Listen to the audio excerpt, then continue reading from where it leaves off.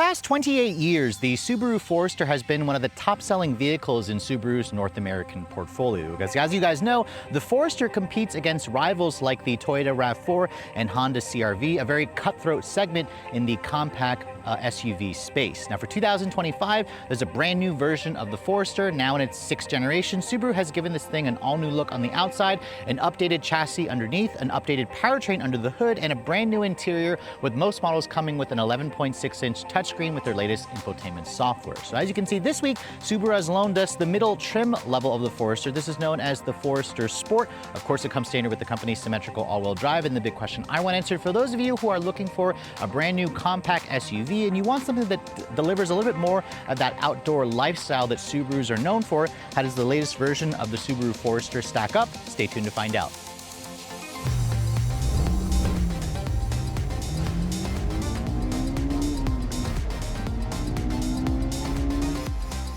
So before we start talking about the new exterior styling for this 6th generation Forester, I thought I'd pop the hood and show you guys what's powering this thing. Now sadly, if you guys are looking for an electrified hybrid option, Subaru has confirmed that it's coming, but we won't actually see more details on that until early next year. Until then, you can basically buy the Forester with one engine. It's an updated version of the company's 2.5-liter Boxer naturally aspirated flat 4. Now, if you guys are familiar with Subaru engines, you'll know this engine quite well. It's essentially just an updated version of the motor that was in the previous generation Forester. It still displaces 2.5 liters with naturally aspirated, so no turbocharger, and gasoline direct injection. It's a flat 4, so the engine has cylinders arranged in like a pancake configuration, of course. And the output figures are now 180 horsepower and 178 pound-feet of torque. That's 2 less horsepower, but 2 more foot-pounds of torque versus the previous generation. Subaru says they've updated the internals. They've basically made the engine smoother and torquier at lower RPMs, which should help it with actual around town driving. It all goes out through the company's latest Lineartronic CVT with 8 virtual ratios and paddle shifters. That's essentially the updated transmission from last year's Wilderness version of the Forester, which you can still buy in the previous generation. And fuel economy for this trim is rated at 26 in the city, 33 on the highway, 28 mpg combined. That's about the same gas mileage as last year's model. It has a 16.6 gallon fuel tank. You're looking at around 420 to 480-ish miles of range, depending on your actual fuel economy. Now, Subaru doesn't quote a 0 to 60 time. We got 10.1 seconds when we first drove this vehicle out in Montana about 5 months ago. That was at elevation, so we'll try it out here on our actual local roads at sea level. This vehicle will tow a maximum of 1,500 pounds, so the Wilderness model would tow up to 3,000 pounds on the previous generation. I expect Subaru to eventually show off a redesigned Wilderness at some point. As this vehicle sits, it weighs in at just over 3,600 pounds, so it's a smidge heavier versus the previous generation.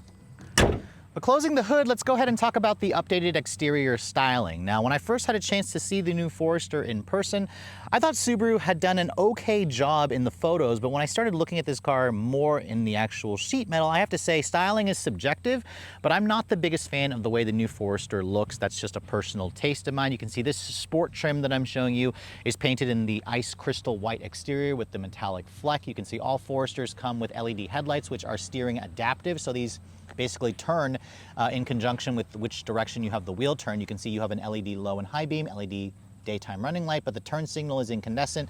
The premium up trims come with the LED fog lights down here, and then the Sport also gives you a gloss black grille. The hexagonal grille has been enlarged with the big Subaru logo front and center that houses the radar sensor for this adaptive cruise. Their eyesight, you can see, is now the latest version with their triple cameras up at the windshield. And you can see with the Sport, you also get the bronze accents there, along with the unpainted cladding at the lower front fascia. The look of the vehicle from the front end, some of you have compared it to like a Ford Explorer, I believe. Personally, I think it's just a little bit bland. I think Subaru could have done a better job with the actual design. It's just very evolutionary compared to the previous generation. Now, moving around the side profile, this is still riding on the Subaru Global platform, and the company has, for the most part, kept the dimensions the same. It's still riding on the same 105.1-inch wheelbase. It's now 183.3 inches long with a 72-inch width, so it's about a half an inch wider and a half an inch longer versus the previous generation, around the same height. They essentially wanted the dimensions to be the same. You can see the wheel arch trim has this unpainted cladding, although it's not looking overwhelming like it is on some Subaru models. There's some functional air vents over there that allows the air to pass through. The Sport trim comes with these bronze finish 19-inch alloy wheels, riding on a 225 Bridgestone all-season tire. You can see you have all disc brakes and all independent suspension, and this vehicle still has 8.7 inches of ground clearance. If you guys want more, the old Wilderness trim offered up to 9.2, which I expect the new version to also get that at some point. You can see there's more of that bronze accents there along the lower rocker panel. The Sport also includes gloss black painted side mirrors with integrated turn signals. No full 360 camera, you have to buy the Touring trim to get that. You can see the Sport does come standard with the panoramic glass style sunroof, along with these roof rails, which are a little bit more low profile. The Limited trim, I believe, comes with the raised roof rails that allows you to put like a roof tent, or at least more items on the roof. Now you can see looking at the rear, this is probably the least attractive angle for me personally. I definitely don't like the frumpiness that the new Forester gives you in terms of the design. It's got an all new taillight design, although it doesn't go with that trendy full LED light bar, although it tries to look like it does. You can see this is just a gloss black area. The taillights themselves are an LED combination. And I believe the Sport also has kind of like a darkened look to the taillight, incandescent for the turn signal. Subaru, and then Forester is boldly spelled out the back with the Sport badge there with the additional bronze. You can see down here, it's got a single chrome exhaust tip, although on the other side, it looks like there's a cutout there where you could put another exhaust system. I would love to see Subaru do another turbo model, but sadly, I don't think that's coming. Instead, we're just gonna get a hybrid. And then in terms of the cargo area, the Forester's cargo space stays mostly the same. You can see the opening is pretty large, which is nice. You have up to 29.5 cubic feet of storage space back here, which is a pretty good amount of space. You can see underneath here, there is a little bit of underfloor storage, which is nice, along with a temporary spare tire underneath the foam. If you fold down those seats, it expands the cargo to around 69.5 cubic feet. Keep in mind, if you guys go for the base trim without the sunroof, you get up to 74.5 cubic feet of space, which is pretty good. It's around the best in the class that you're gonna find. But again, it's about the same size as the previous generation. So if you're coming from that, you'll be happy to see that the cargo area hasn't basically changed. So on the outside, Subaru played it very safe with the exterior design, but what about the interior? Let's go ahead and step inside, but before we do so, let me show you guys the key fob. You can see this is Subaru's current intelligent access key fob. They have expanded availability of the push button start with the smart entry to the premium and up trim, so only the base won't come with this key fob. You can see it has your usual buttons here for lock, unlock, power liftgate, and panic function. And as you can see, when you approach the door handles, they are traditional. If you touch that little area there, that will lock the doors for you. This model doesn't have power folding mirrors. Subaru does not offer a walkaway lock or unlock feature. So if I touch the back of the handle, that also unlocks the door for you. Now, if you guys want the Sport trim, your only color combination is this. It's basically a gray and black two-tone star text with some bronze accents. This is basically their weatherproof seat material, so it's a fake leather. The seats have been redesigned this year. They certainly have very comfortable padding, and the Sport themselves doesn't have a more aggressive bolstered seat. I also kind of wish it had some kind of badging on the back of the seat back. I imagine that's going to be reserved for the Wilderness trim. This material used to only be on the Wilderness, so it's nice to see Subaru has expanded it to the Sport. You can see the door panel has a soft touch injection molded plastic with this kind of bronze colored cloth with the star text here with the kind of hexagonal pattern. You have piano black here with a chrome accented door handle. It's somewhat padded over here. Again, this feels very durable. The window controls are one touch for the front, up and down, but the rears are not one touch at all. So I kind of wish Subaru would have just made it one touch for all four. Down here you can see it's hard touch plastic with some storage here. You also have the upgraded 11-speaker Harman Kardon stereo, which sounds decent. I highly recommend that option. They group it together with the reverse automatic braking and the power liftgate. The seats, you can see the driver has a 10-way power adjustment. These are also 3-level heated. The passenger seat is just a 4-way manual. It's still heated.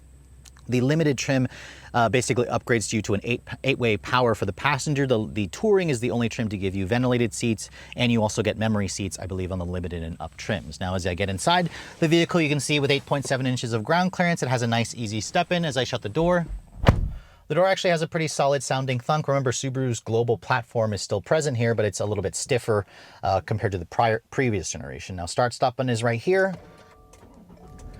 Now, when I turn the vehicle on, it has the typical Subaru noises with the chime, with the way the flat Boxer 4 sounds. The gauges do a nice sweep. You can see Subaru still refuses to do an all-digital display, although they just introduced it in the 2025 Subaru WRX TS, which I should be driving in the next couple of weeks or so.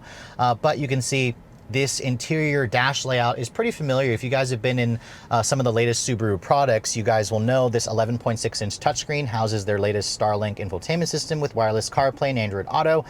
The base version will have two 7-inch displays, still with wireless, but the premium up trims will have this new display. It has actual buttons here for volume and tuning, which is nice. Buttons here for the dual zone climate. You also have some climate control functions and heated seat functions in the actual screen. It always stays here toward the bottom. I've showed you guys the way this screen looks before.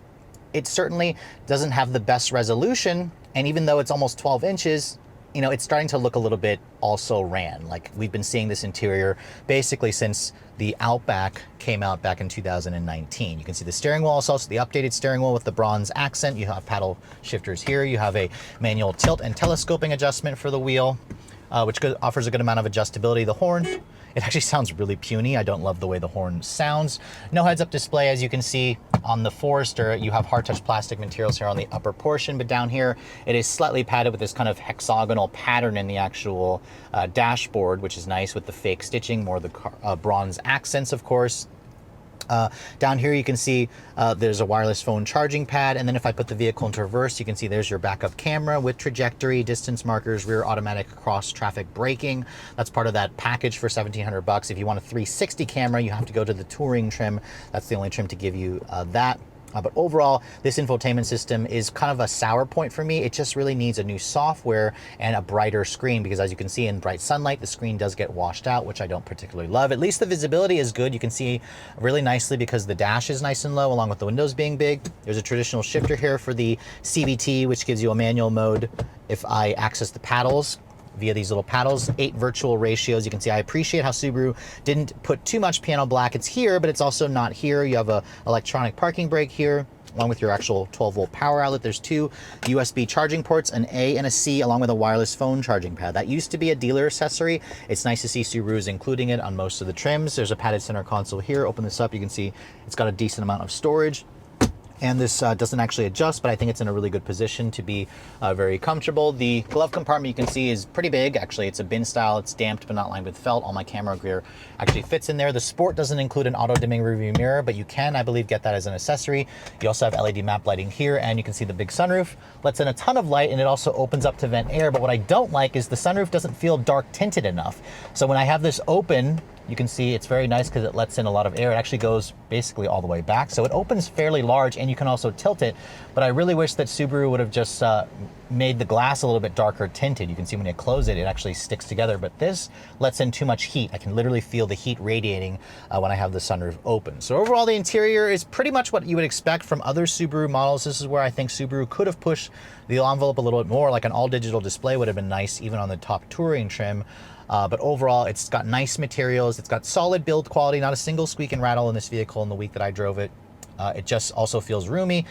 Just don't expect the best in terms of technology or luxury touches. But let's go ahead and hop into the backseat area, because this is where the Forester basically didn't change. This has one of the bigger back seats in the segment, and that carries over here. There's around 39.4 inches of legroom back here, so that's pretty good. It's a couple inches more than like a RAV4. You can see material quality back here is hard touch plastic with more of that cloth and StarTex trim. It's slightly padded here, a little bit of storage here. The seats, they obviously fold down to expand the cargo, which creates an almost flat floor, which is nice. If you want to recline this, sadly, Subaru doesn't offer a recline function for this back seat, but I do appreciate this material, which feels really soft and durable. As I get back here, you can see it also kind of gives you a raised stadium-style seating.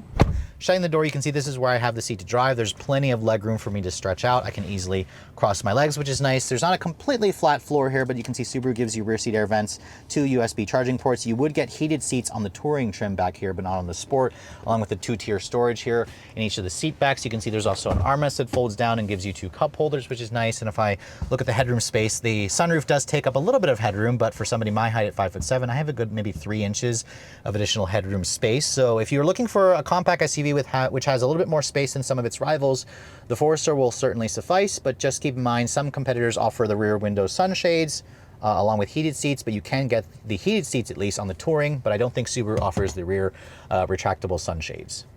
So it's been a few months since I had a chance to drive the brand new 2025 Subaru Forester. And even though some of you may be quick to say this is just a very, very heavy refresh, Subaru is adamant about saying that this is a redesigned model. It's now in its 6th generation.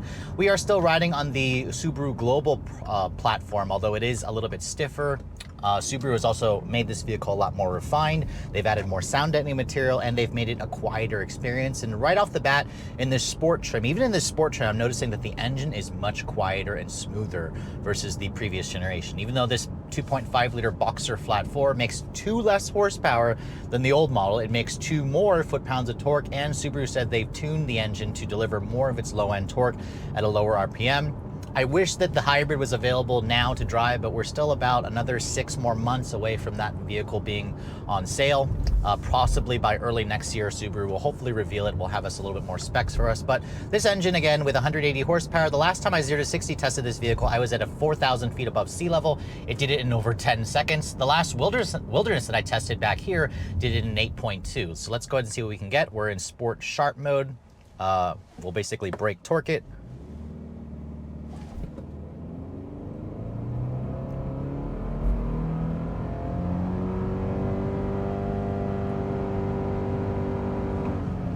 8.64 seconds. Now, when you brake torque it like that and you launch it, basically, there's no launch control, but I do notice that the transmission will hold the revs at around 6,000 RPM to give you the maximum acceleration. So 8.6 is a respectable time. It's obviously on the slow side.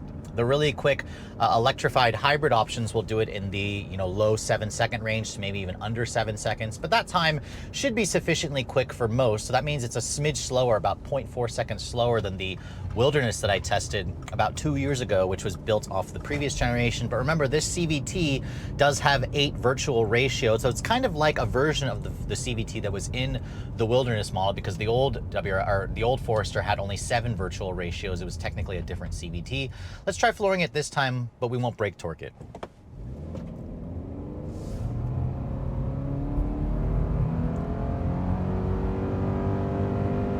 So it looks like even when you don't brake torque it, it still will hold the revs at around 6,000 RPM. So we got 9.16 there. So that's with it more going slightly uphill.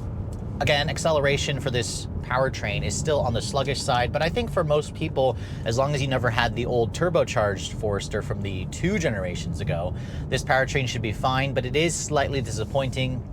Keep in mind, other competitors with their naturally aspirated engines like the Hyundai Tucson or like the Toyota RAV4, the non-hybrid powertrain, are going to be pretty similar to this. Same thing with the CR-V is also not that fast. Put my foot down here. You can feel the CVT is relatively good at adjusting its ratios, and then it starts fake mimicking shifts. You can also pull these paddles here to take control, and you can use basically an 8-speed virtual transmission. Although you can really feel that it's kind of just adjusting its ratios. This is certainly not a stepped automatic, and it definitely doesn't give you qualms that it is. You can also go into different drive modes here, for example. I've been driving it in Sport Sharp. You can also go to the normal intelligent mode, which in Sport Sharp, it really doesn't adjust any kind of suspension. It just adjusts the throttle tip-in and the transmission programming. So that's where it kind of makes a slight difference. But overall, even though this is the Forester Sport trim, it certainly doesn't feel all that sporty to drive. The steering in this vehicle is electric, but it is relatively quick. The suspension is just really, really soft. I mean, when you have 8.7 inches of ground clearance, it's tuned for ride comfort. So the sport badging on this vehicle is, I don't want to say misleading, but it's basically just a sport appearance package. Don't expect this thing to be a sporty handling crossover. Buy a Mazda CX-5 or 50 if you want that. Put my foot down here, you can see it's starting to mimic those shifts. And the engine, it has that typical Boxer growl, but it is a little bit more refined. It's really when you go above 5,000 RPM where the engine sounds a little coarse and thrashy. So I'll be really curious to see what the hybrid Forester is going to be like. I'm assuming Subaru is going to license the technology from Toyota. And if they happen to use the Toyota hybrid powertrain from like the RAV4 hybrid, that'll be a wonderful addition. Mazda just finally got that powertrain in the CX-50. I'm hoping sometime at the end of this year I'll be able to test it. The ride quality in this car is also really good.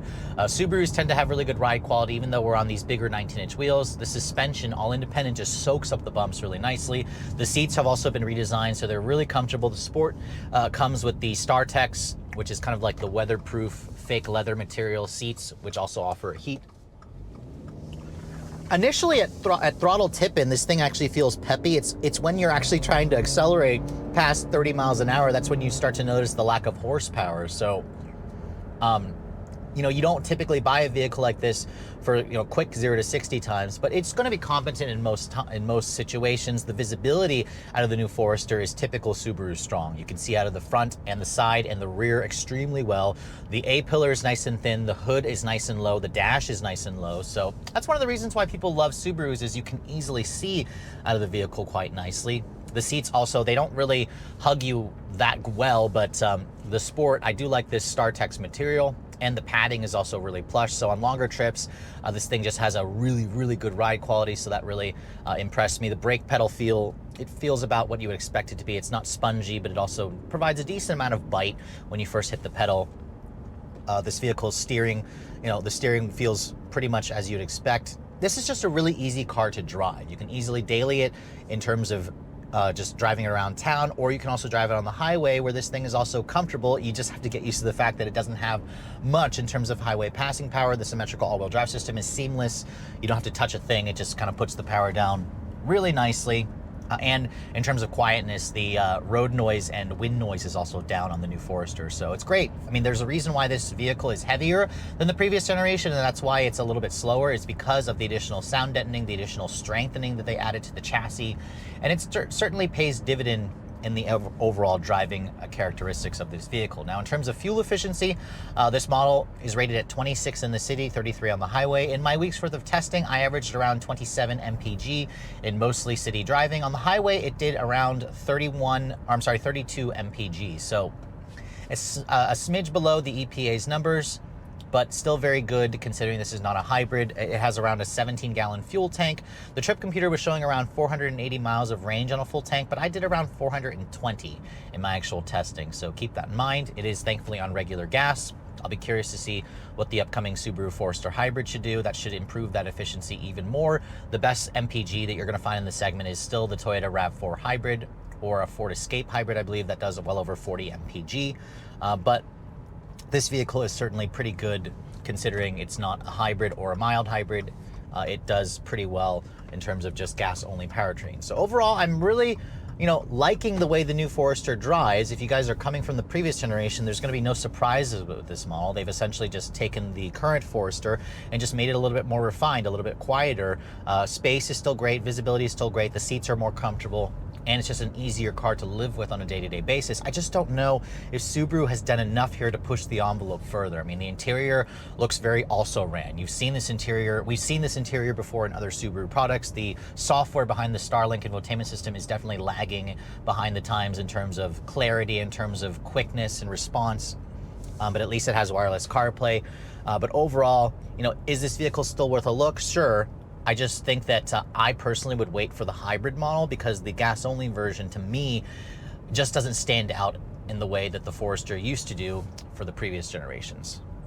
So with just under 154,000 units sold in America in 2023, the Forester has always been one of the best-selling vehicles in Subaru's portfolio. In fact, compared to the Crosstrek and Outback and the Forester, all three vehicles essentially will kind of change positions to be the top-selling model, but the Forester has always been a really strong entry. So after spending a full week with the redesigned 6th generation, I have to say, for those of you who are coming from your old Forester and into this new version, you're going to find plenty to like here. Obviously, Subaru kept things very safe with the redesign, but it also has upped the refinement and the quietness and the technology, which is basically one of the complaints I had of the previous generation. The engine, as you guys saw, delivers 0 to 60 in the mid 8-second range to low 9-second, depending, of course, on the road conditions, which should be sufficient for most, although I would personally wait for the upcoming hybrid, because I really think it's going to share powertrain technology from Toyota, which offers the best hybrids in the business. The front seats are extremely comfortable. The rear seats are roomy. The cargo area is roomy. The look of this car, that's subjective. I personally think this vehicle isn't very attractive looking, even in this Sport trim. Handling is certainly competent, but it's not sporty. It's just comfortable, it's refined, it's an easy to drive vehicle. I just don't think Subaru has pushed the envelope enough to make this vehicle stand out compared to a lot of its rivals. There's a lot of good options out there in the compact SUV space, especially if you want something with a hybrid right now, and that's where Subaru isn't really offering that, at least for another 5 to 6 more months. Now, if you guys are looking to put your hands or put one of these in your driveway, this is where Subaru again has added more standard equipment, but they've also increased the price of this vehicle because the base version with all-wheel drive as standard starts at just under 30 grand, so $29,695. It's around a $3,000 increase in price versus the prior generation. If you guys want to go to the premium trim, most of you will. The premium will cost you another $2,000 to $3,000 extra. The Sport is going to cost you just under $35,000. My test car has basically one option package for $1,700: the reverse automatic braking, the Harman Kardon stereo, and the power hands-free liftgate, bringing the total with at destination to $37,590. So just under 38 grand for the mid-level Sport. Sounds like a pretty expensive proposition, although most vehicles in the class are going to be around that. Keep in mind, if you guys want the touring trim with the 360 camera, the satin accents, the heated and cooled seats, that's going to come in at around $41,000 fully loaded, which that's pretty similar price territory to a fully loaded version of like a CR-V or a RAV4 or a Mazda CX-5, although the Forester is down on power and down on efficiency compared to those turbo and hybrid options. So that's kind of where the Forester, for me, it kind of struggles to stand out. I am looking forward to, of course, seeing the Wilderness version being revealed and the upcoming hybrid. I think the hybrid and the Wilderness will make the Forester more appealing. But for me right now, if you guys must have a compact SUV, this model is certainly a safe choice. I just don't think it's no longer a standout choice because there's so many good options out there if you have this kind of money to spend on a new family SUV. But with all that said, hope you guys have enjoyed my full overview on the brand new 2025 Subaru Forester Sport. If you're also looking to see the latest cars I'm testing, be sure to follow me on Instagram at redline_reviews, like us on Facebook, and as always guys, please keep subscribing to the Redline Reviews YouTube channel for all the latest reviews. Thank you so much for watching. I'll catch you all in the next video.